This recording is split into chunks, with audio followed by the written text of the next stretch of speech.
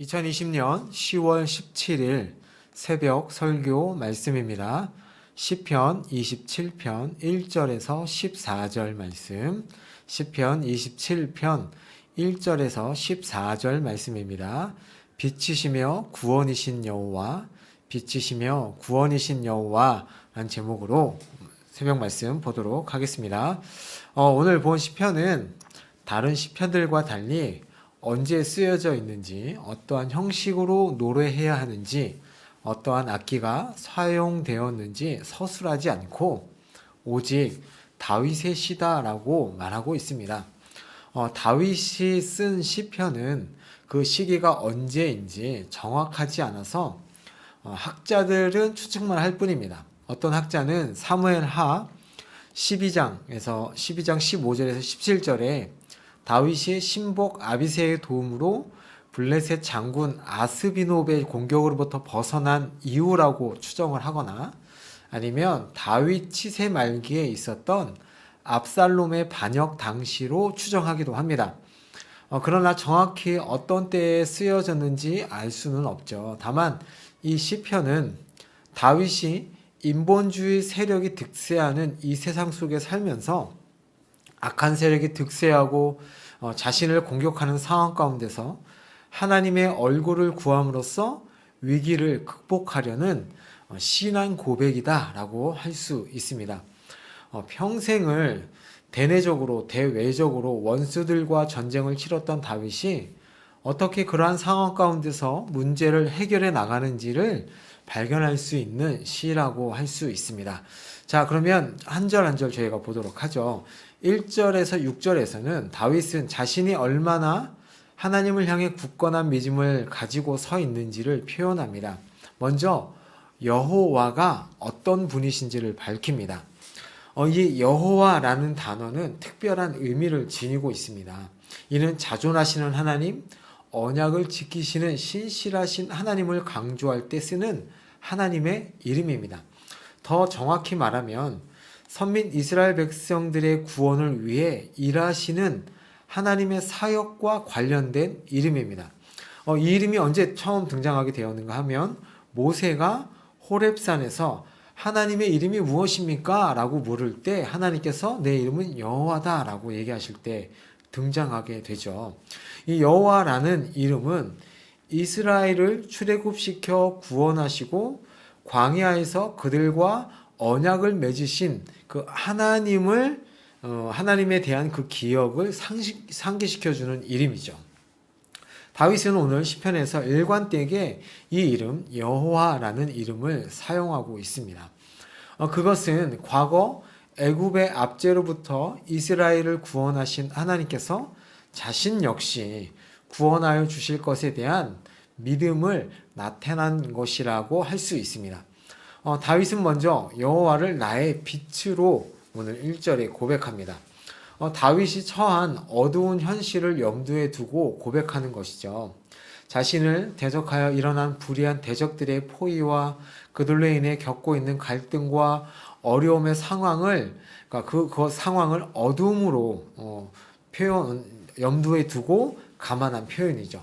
빛이 어둠 가운데 오면 물러가듯이 빛이신 여호와께서 임하시면 대적들로 인해 생긴 갈등과 어려움들이 물러갈 것을 고백하는 것입니다. 또 다윗은 나의 구원으로 고백합니다. 불의한 대적과의 전쟁에서 하나님만이 자신에게 승리를 주실 수 있으며 그분만이 언제 어디서 날아올지 모르는 악한 자들의 공격과 위협으로부터 자신의 생명과 의를 지키실 분이심을 확신하였기 때문에 나의 구원으로 고백합니다. 여호와는 또 나의 생명의 능력이시다라고 고백하죠. 능력이라는 단어보다는 피난처라는 단어의 뜻이 더 맞다고 합니다. 내 생명의 피난처시니 내가 누구를 무서워하겠는가 라고 고백하는 것이죠.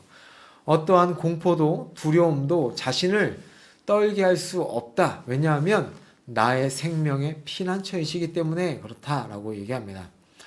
자신을 대적하는 자들이 어떠한 존재들인지 이제 2절과 3절에서 말합니다. 이들을 악인이라고 표현합니다. 악을 행하는 자들, 하나님의 뜻과 성품을 거르는 자들을 행악자, 악인이라고 표현하는데, 이 행악자를 나의 원수, 나의 대적으로 표현합니다. 하나님의 원수가 곧 나의 원수라고 고백하고 있는 것이죠. 그들이 맹수처럼 내 살을 먹으려 할지라도 그들은 이미 파멸이 결정되었다고 고백하는 겁니다. 또한 군대가 자신을 에워싸고 전쟁이 눈앞에서 펼쳐질지라도 나는 자신은 태연하게 그것을 바라본다고 고백합니다. 왜냐하면 과거에 자신을 구원하신 하나님께서 앞으로도 아무리 큰 전쟁이 앞에서 일어난다 할지라도 자신을 구원하실 것을 믿기 때문이다 라고 고백을 하고 있습니다. 이제 4절에서 6절을 보시면 앞에서 말한 고백과 달리 이번에는 갑자기 여호와의 전에서 누릴 구원의 기쁨에 대한 확신이 서술되어 있습니다. 1절에서 3절은 전쟁터나 원수들과의 대치하는 장소를 나타내는 것이라면 4절에서 6절은 여호와의 전이 장소가 되죠. 장소가 바뀌게 되는 것이죠. 1절에서 3절의 고백을 할 수 있는 근거가 어디에 있냐? 그것은 바로 4절에서 6절에 나와 있는 여호와의 전에서 받은 은혜 때문에 그런 고백을 할 수 있다라고 알려주는 것입니다. 다윗은 자신이 목적하는 것이 하나 있다고 합니다. 내가 한 가지 일, 그것을 목적한다. 그 한 가지 일을 계속해서 하나님께 구하고 있다라고 고백합니다. 평생 여호와의 집에 거하며 여호와의 아름다움을 앙망하며 그 전에서 하나님을 사모하는 것입니다. 4절을 원어로 풀이하자면 이렇습니다. 하나님, 저는 저의 생명이 다할 때까지 계속해서 선하시고 인자하신 하나님이 계신 그 성전에서 하나님의 가족의 일원으로 주님을 보며 살고 싶습니다 라는 고백입니다. 하나님을 더 깊이 사랑하고 하나님의 뜻을 더 깊이 아는 일에 나의 전 삶을 드리고 싶습니다 라는 고백이죠. 왜냐하면 5절에 하나님께서 환난 날에 자신을 완전 무결하게 지키시는 절대적인 보호자이시기 때문이다 라고 고백하고 있습니다. 아무도 들어올 수 없는 지성소에서 자신을 숨기셔서 보호하시고 결국에는 전쟁에서 승리케 하신다는 고백입니다. 6절에 그리고 이제 하나님의 보호의 결과로 자신의 머리가 그를 두른 원수 위에 들릴 것임을 노래합니다. 자신의 머리가 들린다는 것은 전쟁에서 승리할 것이라는 확신을 표현하는 것이죠. 그래서 다윗은 그 장막에서 기쁨의 제물을 가지고 하나님 앞에 나아가 구원과 승리를 노래하며 영광을 돌리겠다고 얘기하는 것입니다. 자, 그러면서 7절과 14절에서 보면 다윗은 고난 가운데서 여호와를 향하여 응답과 구원을 간구하며 여호와의 은혜에 대한 확신과 여호와를 사모할 것을 회중에게 요구하고 있습니다. 1절에서부터 6절의 내용과 전혀 다른 분위기로 급반전되는 것이죠. 갑자기 여기 7절에서부터는 간구하는 내용이 나오는 거예요. 자신의 처지에 대한 탄식과 구원의 간구로 시작되는 것으로 보아서 아마 앞에 전반부와는 위치가 바뀌어야 하는 것이 아닌가 하는 생각도 듭니다. 그러니까 7절과 14절이 먼저 나오고 1절과 6절이 나와도 내용에는 아무런 지장이 없습니다. 그런데 다윗은 하나님의 구원에 대한 그 강한 신뢰와 확신을 더 강조하기 위해서 이 부분 7절에서 14절 부분을 뒤로 넣은 것이 아닌가 생각이 됩니다. 7절을 보시면요.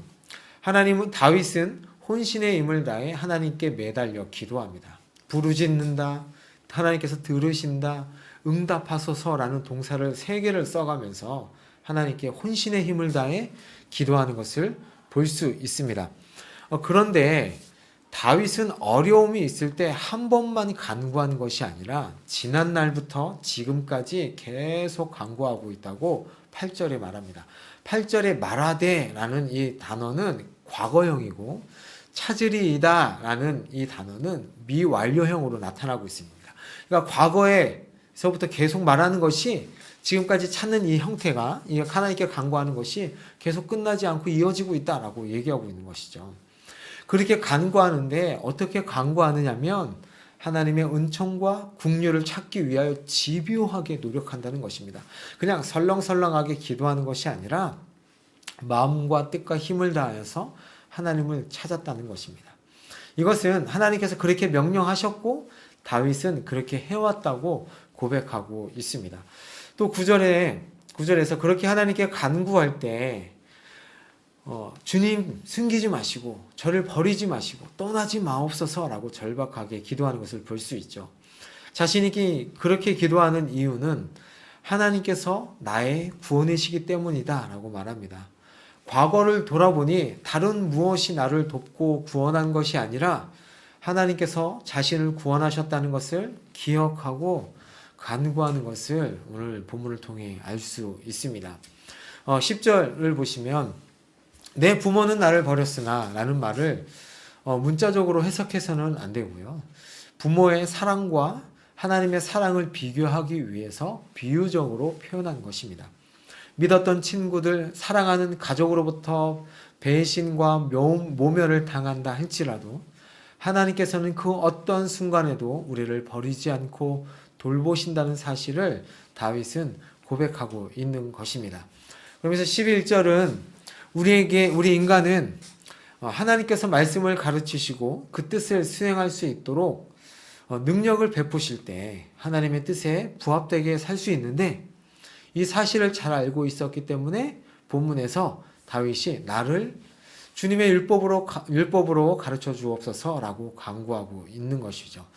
어려움에 처했을 때 그 어려움을 제거해달라고 기도하기보다 어려움 속에서도 하나님의 말씀을 지켜 행하게 해달라고 기도하는 것입니다.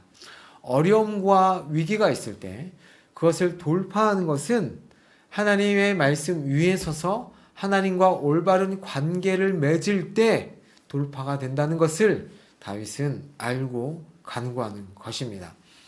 그러면서 12절에 평탄한 길로 나를 인도하소서라는 말은 아무 염려와 근심 없이 어려움 없이 순탄한 길로 인도해달라는 의미가 아니라 원수들 즉 자신에게서 고소할 거리를 찾아내려고 안간힘을 쓰는 자들에게 고소의 근거를 제공하지 않도록 그러니까 죄를 짓지 않도록 의로운 길에서 벗어나지 않게 해달라고 하나님께 간구하는 것입니다.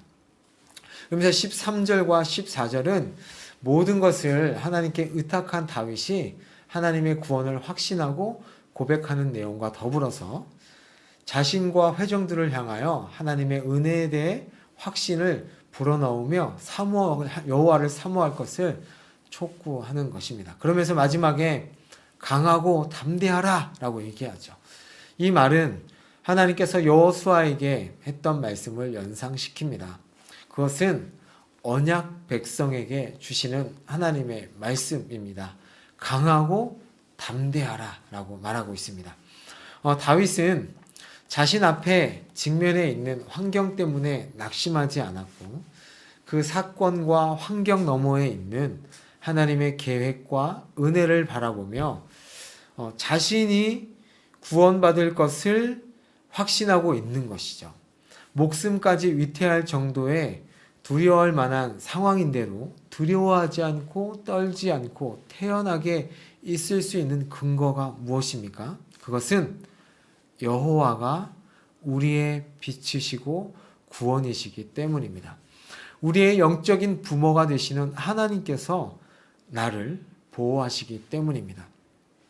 그 어려운 상황에 몰두되어서 그 문제보다 크신 하나님을 보지 못하는 일이 없도록 기도하는 일을 쉬지 않고 힘을 다하는 우리가 되기를 원합니다. 그렇게 하나님께 호소한다면 우리는 여호와 하나님께서 주시는 그 구원의 기쁨을 맛보게 될 것입니다. 주의 장막에서 누리는 기쁨과 평안을 우리가 누리게 될 것입니다. 오늘도 그 하나님께 그 구원의 은혜를 호소하면서 기도하시면서 하나님을 의지하시면서 살아가시는 우리 남문교회 모든 성도님들이 되시기를 예수님의 이름으로 축복합니다. 아멘. 제가 잠시 기도하도록 하겠습니다. 하나님 아버지, 그렇습니다. 우리 여호와 하나님, 우리 하나님은 우리의 빛이 되시고 구원이 되십니다. 어떠한 어려움과 힘든 상황과 어두움 상황 가운데 저희가 처했을지라도 우리가 태연하게 그 상황을 바라보며 하나님을 찬양할 수 있는 것은 하나님이 우리의 구원이 되시고 우리의 빛이 되시기 때문임을 저희가 믿으며 오늘 하루도 살아가게 하여 주옵소서. 끊임없이 하나님께 우리의 상황을 아뢰고 기도하는, 호소하는 저희들 되게 하여 주셔서 하나님께서 주시는 평안과 기쁨을 가지고 살아갈 수 있도록 오늘 하루도 인도하여 주옵소서. 오늘도 함께 하실 그 하나님을 기대하며 살아계신 예수님의 이름으로 기도합니다. 아멘.